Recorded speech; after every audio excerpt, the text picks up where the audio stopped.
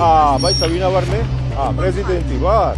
როდესაც არჩეულ პრეზიდენტს ეძახით არალეგიტიმურს თავად ხართ არალეგიტიმური, მე ლეგიტიმური ვარ. უთხრა მიხეილ ყაველაშვილმა კრიტიკული მედიის ჟურნალისტს და დაემუქრა, რომ მოუწევთ ხელისუფლების აღიარება ან განიდევნებიან. რუსეთს ემსახურები! ძირს რუსეთის დაბალი იმპერია! ძირს დიქტატურა! ძირს პოლიციური რეჟიმი! თავისუფლება რეჟიმის ტყვეებს პროევროპულ აქციაზე დაკავებული მათე დევიძის და ელენე დევიძე ოცნების ღონისძიებაზე მივიდა და ჩინოვნიკებს საპროტესტო შეძახილებით დახვდა. გელაგელაძეს მოვაძრობ თანამდებობიდან მამუკამ დინარაძიანად ეგენი აყირავებენ ოცნებას მემაგას არ დავუშვებ, განაცხადა მანჩო გიორგობიანმა სასამართლოს გადაწყვეტილების შემდეგ. მას აღკვეთის ღონისძიების სახით პატიმრობა შეეპარდა.